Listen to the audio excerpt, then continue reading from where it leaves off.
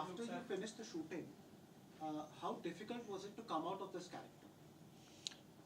I think मेरे साथ बहुत चीज़ें इस कैरेक्टर की गई हैं और मुझे actually I don't want to come out of it because I think it's a lot to do with the will to succeed, lot of discipline, lot of चाहे वो मेंटली जिस जिस स्पेस में रहा हूँ या फिर फिजिकली जिस स्पेस में रहा हूँ, आई think it's all been very nurturing, very something which has given me so much positivity in life, and I feel ये ये मैं जाने भी नहीं देना चाहूँगा. आई think the life style that I was living for the last 2 years, वो life style आगे भी अपना के रखना चाहूँगा. और साथ ही साथ जो जो मेरा नेवर गिविंग अप एटीट्यूड वो शायद पहले भी था, जिस तरीके से आज तक मैं जिया हूँ लाइफ को, लेकिन इस फिल्म ने मुझे और भी ज़्यादा उस चीज़ को वैलिडेशन की तरह दिया है.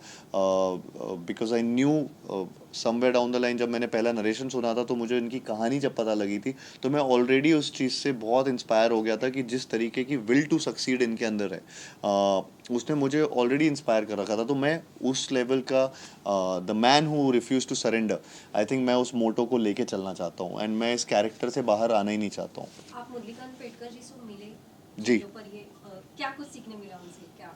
तो मैं उनसे फिल्म के शूटिंग के दौरान मिला था, और मैं स्विमिंग के पोर्शन के टाइम मिला था, और बहुत इंस्पायरिंग था अगेन उनसे मिलना. उनका एक ब्लेज़र है वो जो पहनते हैं जिसमें उनके सारे मेडल्स हैं, और वो मतलब वो डिफरेंट डिफरेंट चीज़ों के लिए डिफरेंट, वो वॉर हीरो भी रह चुके हैं, वो उन्होंने डिफरेंट स्पोर्ट्स में भी हमारे लिए बहुत चीज़ें अचीव किए. तो वो देख के ही मैं बहुत अगेन बहुत ज़्यादा इंस्पायर्ड था. उनकी कहानी में एक्चुअली में इतनी सारी चीज़ें हैं कि वो एक फ़िल्म में लाना बड़ा मुश्किल भी था फॉर कबीर सर, एंड अगर वो सारी चीज़ें लाते तो मुझे भी वो सारी चीज़ें और भी सीखनी पड़ती. तो थैंकफुली अभी 3 या 4 स्पॉट हैं जो मुझे सीखने पड़े, बट उनसे मीटिंग करके मुझे वो देख के मैं बहुत इंस्पायर हुआ. प्लस उनने जब स्विमिंग देखी तो उन्होंने मुझे अगेन जिस तरीके से इंस्पायर करने के लिए कहा या कैसे, लेकिन उनको लगा कि मेरी स्विमिंग उनकी तरह थी, and I was so happy with just that one compliment that he gave me.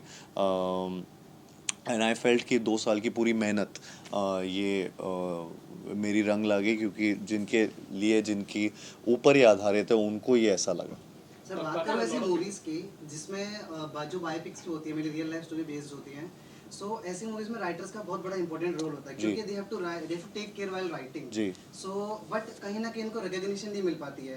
They don't get that recognition that they want and they need. So उस पे आपका क्या टेक है? देखिए, मेरी जितनी भी फिल्में मैं करता हूँ उसमें मैं हमेशा और जब से मेरे पास फिल्मों के ऑप्शंस आने चालू हैं, मेरा बेसिक इंटेंट यही रहता है कि फ़िल्म की राइटिंग करेक्ट रहे, और वो सबसे पहला पिलर होता है फिल्म के लिए, जिसके ऊपर सब कुछ बेस्ड होता है. एंड इसलिए मेरे लिए तो वो बहुत ही बड़ी इंपॉर्टेंट चीज़ होती है, एक राइटर और उनका जो सुर है फिल्म का. अब उनका जो इनफैक्ट चाहे वो क्रेडिट हो, चाहे वो उनके बारे में बातें हो, मैं हमेशा कभी we don't shy away from that, and we want them to always get that. और ऐसे बोलने में भी थोड़ा अजीब लगता है ये चीज़, क्योंकि वो सबसे मेन यू नो एक एक किसी भी बेबी को नर्चर करने वाले इंसान होते हैं, जिसने वो बनाया होता है. जिस तो आई थिंक यहाँ पे भी जिस तरीके से सुमित ने, कबीर सर ने, सब ने मिलके इस चीज़ को बनाया है, वो बहुत ही ज़्यादा ब्यूटीफुल तरीके से किया है. And I think the credit should be given where it's due. Karthik, a lot of people associate you with a boy next door image. Do you think this film is that your effort to consciously break away from the image?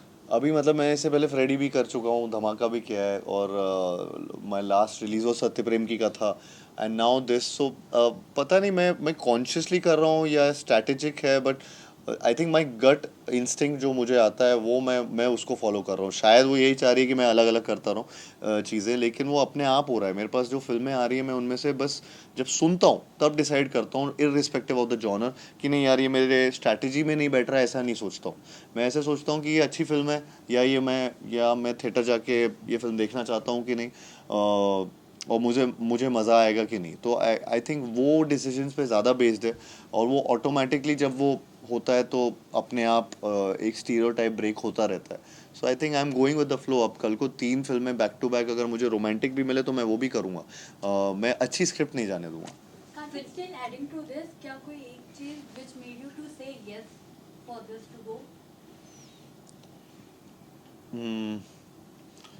I think ये story जो जिस तरीके की ये कहानी है उसने मुझे पहले ही 1 लाइन में मैं मतलब बहुत इंस्पायर हो गया था और मैं बहुत इंट्रीग हो गया था कि ये फिल्म एक तरीके से ये सैड रियलिटी है जिसमें मैं शॉक तो था लेकिन मैं सैड भी हुआ था ये सोच के कि ऐसे कैसे हो सकता है कि ऐसी कहानी इतनी बड़ी कहानी सेलिब्रेट नहीं हुई आज तक.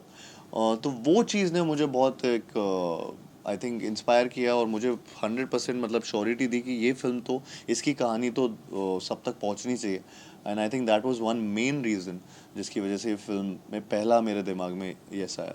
फिल्म में हेमांगी कवि आरोह वेलणकर मराठी एक्टर्स भी हैं और खुद मुरलीकांत पेटकर सातारा से थे, महाराष्ट्रियन थे. सो उसके लिए आपने कैसे प्रिपेयर किया? मेरा और उनके साथ काम करने का एक्सपीरियंस कैसे? आई थिंक मैं पूरी कास्ट का ही बोलूँगा, धन्यवाद बोलूँगा पूरी कास्ट को कि जिस तरीके से और उसमें भी जिस तरीके से कबीर सर ने हम सबको कास्ट किया इस फिल्म में वो बहुत ही यूनिक था. मैं बहुत मैक्सिमम लोगों के साथ फर्स्ट टाइम ही काम कर रहा था. एंड जिस तरीके की कास्टिंग है जब आप फिल्म देखेंगे तो आपको वो उनकी यूनिकनेस समझ आएगी क्योंकि वो बहुत ही एक अलग सा एक फैमिली रिलेशनशिप है. एक कोच और स्टूडेंट का एक रिलेशनशिप है. यहाँ पे इस फिल्म में बहुत ऐसे डायमेंशंस हैं और वो बहुत ब्यूटीफुली अगेन रिटन है. सो आई फील कि ये मैं थैंकफुल हूँ पूरे कास्ट का हमारी जिन्होंने एक्चुअली जिनके काम की वजह से शायद मेरा काम भी और अच्छा दिखता है. एंड हमारे यहाँ पे बहुत सारे ऐसे डायलेक्ट सीन्स थे जिसमें डायलेक्ट क्योंकि पूरी पिक्चर हिंदी में लेकिन क्योंकि मराठी थोड़ा सा होना था तो उसमें बहुत डायलेक्ट का यूज़ हुआ है कि कहीं कहीं वर्ड्स की नहीं की जगह नहीं बोल दिया, चैम्पियन की जगह चैम्पियन बोल रहा है, चैम्पियन हूँ मैं की जगह है मैं. सो वो सारी चीज़ों में बहुत वर्क किया है तो उस तरीके से डायलॉग को लिखा गया था और उसका सुर बनाया गया था. एंड तो वो सब चीज़ें मुझे बहुत हेल्प भी किए हैं to build a distinct character from what I have done before in any film. या Hardik, first of all huge congratulations for the Chandu Champion. जैसे कि Thank हमने you. देखा है कि हर चंदू एक चैंपियन है तो मेरे फादर साहब का नाम है चंदू, सो of course champion for me. क्या कहना रहेगा जिस तरीके से हमने आपके अक्सर फिल्मों में देखा है कि म्यूजिक का काफी एक अच्छा प्रभाव रहा है, चाहे अभी इस फिल्म में प्रीतम दा कंपोज कर रहे हैं. सो आपका और प्रीतम दा का अच्छा खासा कॉम्बिनेशन हमने देखा है, जैसे कि चाहे वो भूल भुलैया हो, चंदू चैंपियन हो या फिर इसके पहले भी बहुत सारे आपने प्रोजेक्ट में शहजादा हो. तो किस तरीके से आप इस म्यूजिक कंपोजिशन को देखते हो और किस तरीके से कॉम्बो आपको दिखता है? आई थिंक बहुत ही अच्छा कॉम्पोजिशन किया है और ये पूरी एल्बम बहुत ही ज़्यादा अच्छी बनाई हुई है जिसमें मेरा अभी रिसेंटली इनफैक्ट एक गाना लॉन्च हुआ जो सरफिरा गाना है वो मुझे बहुत ज़्यादा पसंद है उसकी मेलोडी. एंड इनफैक्ट वो फिल्म में जिस तरीके से इसमें तो बॉडी ट्रांसफॉर्मेशन ज़्यादा दिखाया था सरफिरा में लेकिन जिस तरीके से वो फिल्म में जब आता है वो बहुत इंस्पायर करेगा लोगों को और वो बहुत मतलब गूज़बम्प मोमेंट है जब वो गाना आता है फिल्म में. मुझे लगता है कि उसके अलावा चैम्पियन जो सॉन्ग है जो कि तू है चैम्पियन वो तो एंथम बन चुका है और वो आई थिंक बहुत ऐसे रेयरली आपकी फिल्म में ऐसे गाने आते हैं जो किसी भी सिचुएशन में कहीं ना कहीं आजकल चाहे वो आप कोई ऐप खोलो चाहे कहीं पे भी जाओ आपको वो तू है चैम्पियन कहीं ना कहीं दिख जाता है किसी के उस पर फीड पे या किसी भी जगह पे. तो वो ऐसा सा गाना उन्होंने एंथम बना दिया है प्रीतम दा ने जो बहुत ही आई थिंक हमारे फिल्म के लिए भी एक इम्पॉर्टेंट म्यूज़िक सॉन्ग रहा है.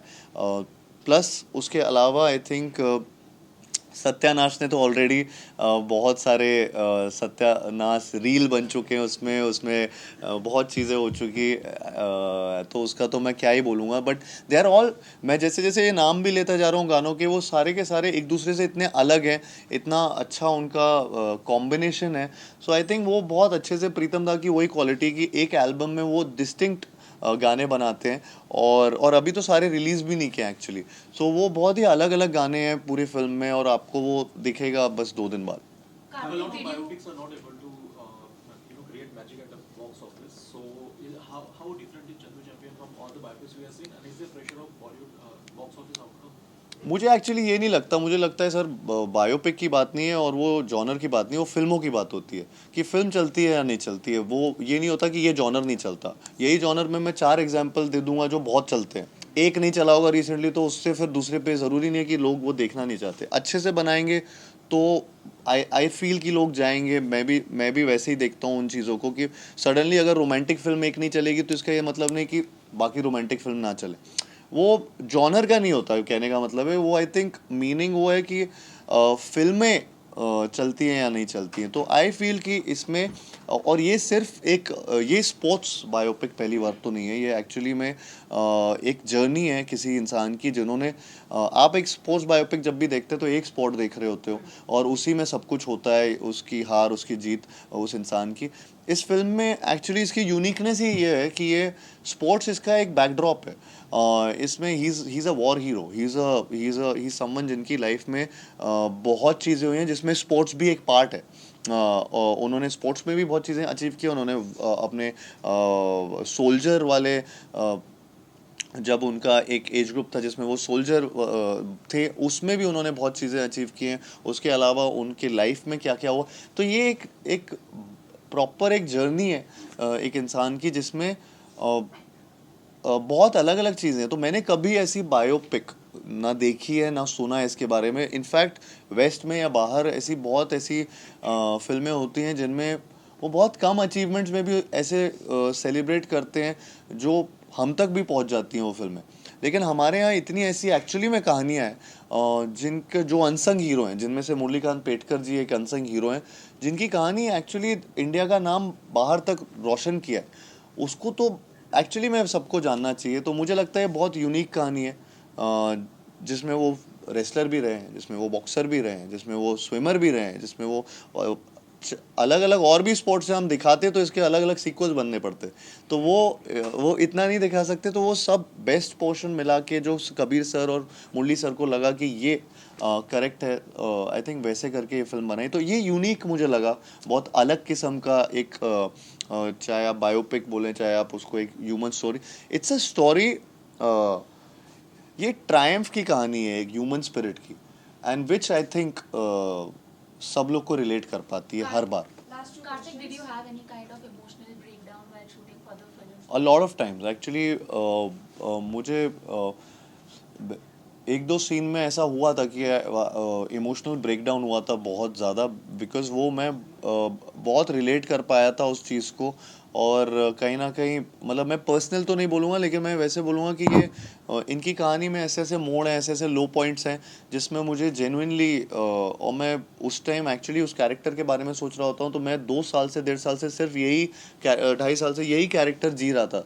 तो दिमाग में जब मेरे वो पर्टिकुलर सीक्वेंसेस जब मैं वो परफॉर्म कर रहा था तो तब वो इमोशनल ब्रेकडाउन ऑटोमेटिकली हुआ था। एंड आई थिंक स्पेशली जो एक जो ट्रेलर के एंड पे आप मैं हर उस चंदू के लिए लड़ना चाहता हूँ जो चैंपियन बन सकता है, वो जो लाइन जब वो पूरा एक वो काइंड ऑफ एक सीन है उसमें ये हुआ था। एक बायोपिक करना उतना इजी नहीं होता क्योंकि अगर किसी पर्टिकुलर इंसान को एक बड़े पर्दे पे आप दर्शाते हो जी। तो ये भी आपके ऊपर प्रेशर रहता है कि वो रियल लगे ना लगे। तो उस चीज़ को लेकर आप अपने आप को कितना प्रिपेयर रखते हो एक बायोपिक में, और इमेजिनरी स्क्रिप्ट पे काम करना कितना इंटरेस्टिंग होता है और एक बायोपिक पे काम करना कितना इंटरेस्टिंग होता है? तो मेरे लिए फर्स्ट टाइम था कि मैं किसी रियल इंसान पे एक फ़िल्म कर रहा था। मुझे नहीं पता था कि ये इसका अप्रोच कैसे किया जाता था या क्या करते हैं लोग। और यहाँ पे मेरे पास एक चीज़ और डिफ़िकल्ट चीज़ थी कि कोई रेफरेंस पॉइंट नहीं था। तो उनके बारे में जब भी कुछ सर्च करो तो इतनी ज़्यादा इमेजेस या इतना कोई वीडियो जिसको मैं फॉलो कर पाऊँ कि यंग मुरली अगर मैं प्ले कर रहा हूँ तो मेरे पास कुछ ऐसा रेफरेंस पॉइंट नहीं था। तो कबीर सर ने मेरे लिए वो चीज़ वो बहुत बड़ा डिसीजन था जो लिया गया था कि मुरली सर से मैं फिल्म से पहले नहीं मिलूँगा बिकॉज़ वो टाइम स्पेंड उनके साथ कर रहे थे और वो उनके साथ जो टाइम स्पेंड करके उन्होंने अपने नोट्स बनाए वो नोट्स से हमारा पूरा डिस्कशन हुआ, एक कैरेक्टर बिल्डिंग सेशंस होते थे, एंड देन वो कैरेक्टर बिल्ड उन पॉइंटर्स पे किए, एंड उसके अराउंड फिर वो एक कैरेक्टर बनाया गया जैसा उनकी बातों से निकल के आ रहा था।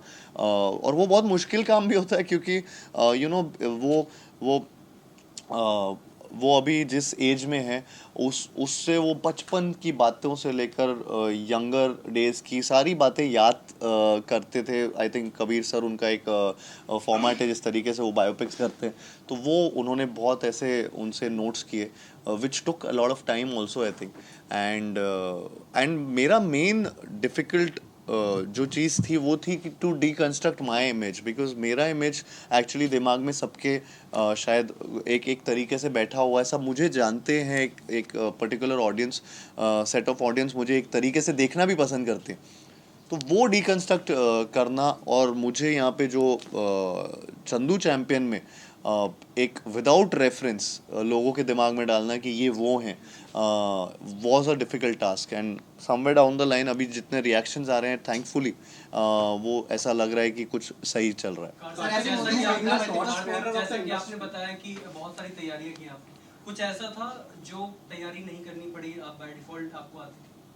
और इसमें एक भी चीज़ ऐसी नहीं थी, इसमें एक भी ऐसी चीज़ नहीं थी। मैं अपने आप को बहुत सोचता था कि मैं स्पोर्ट्स खेलता हूँ, मैं ये सब करता हूँ, क्रिकेट फुटबॉल सब आता है, लेकिन मैं जब इधर आया तो मुझे पता चला मुझे स्विमिंग करनी है, मुझे बॉक्सिंग करनी है, मुझे रेसलिंग करनी है, वॉर सीक्वेंस भी उन्हें 8 मिनट का वो सिंगल शॉट करना था। तो हर चीज़ मेरे लिए नई थी। बॉडी बिल्डिंग ट्रांसफॉर्मेशन वो पूरी तरह से करना था, तो सब कुछ मिला मिलू के वो हर चीज़ ऐसी थी। ऐसा नहीं था कि इसमें मेरे मोनोलॉग्स हैं, या ऐसा नहीं था इसमें मैं कॉमेडी कर रहा हूँ या मैं रोमांस कर रहा हूँ। ये सारी चीज़ें मेरे से इवेड कर दी गई थी और मुझे एकदम ही नए एरिना में डाल दिया गया था। तो मैं बहुत डिस्कम्फर्ट में था, आउट ऑफ कंफर्ट जॉनर कर रहा हूँ, एंड आई होप कि इसमें भी वो एक्सेप्टेंस मिले, इसमें और लोगों को पसंद आए। Kartik One last standing question, ovation one last movie, sir. Standing Since you are ovation the मिला है। torchbearer of the industry, when you sign a project or you're there in the process of the filmmaking, does the craft only bother you, or you think about the business part too? Torch bearer of the industry. No, I think it's a combination of both. I think producers को profit होना भी बहुत ज़रूरी है, and साथ ही साथ आपका एक जो पैशन है, जिस तरीके से आप फिल्म बना रहे हैं, वो क्रिएटिव सेटिस्फैक्शन भी आना चाहिए। तो ये दोनों चीज़ों का जब कॉम्बिनेशन होता है तो आई थिंक वो कंटेंट विद कमर्शियल सक्सेस, वो मैं उसकी तरफ ज़्यादा ध्यान देता हूँ, एंड आई फील कि मेरी पिछली कुछ चॉइसेस में या फिल्म्स में वो दिखता होगा आपको। एट लास्ट सर, जो चंदू चैंपियन के जो दर्शक वेट कर रहे हैं उनको क्या मैसेज देना चाहोगे? मैं यही मैसेज कहना चाहूँगा कि जिस तरीके से जिस तरीके की ये कहानी है, ये बहुत लोगों को इंस्पायर करेगी और बहुत ही एंटरटेनिंग तरीके से इंस्पायर करेगी। मुझे लगता है कि आप जब ये थिएटर जाएंगे तो आप अपनी फैमिलीज़ के साथ जाइए, और स्पेशली बच्चों को लेकर जाइए, बिकॉज उनके लिए कहानी जानना बहुत ज़रूरी है। तो मैं वही बोलना चाहूँगा। और हाँ, बोलिए। स्टैंडिंग ओवेशन मिला है स्क्रीनिंग पे, व्हाट यू वांट टू से? मैं बहुत इमोशनल मोमेंट था वो हम सब के लिए।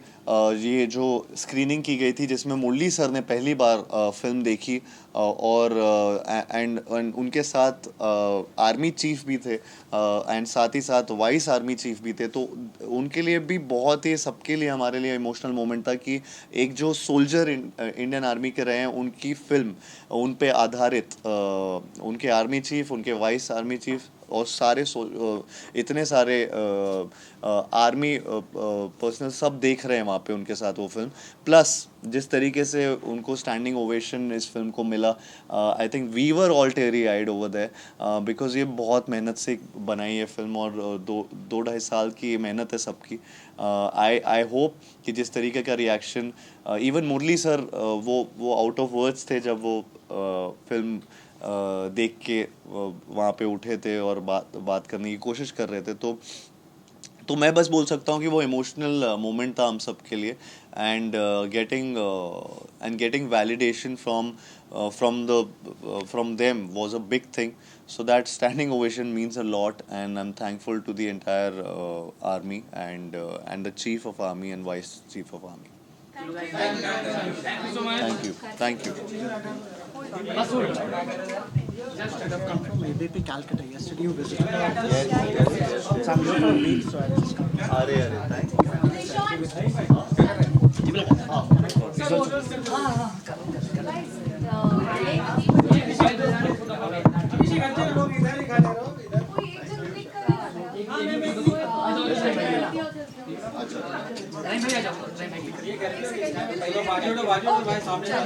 क्लिक कर दो पहले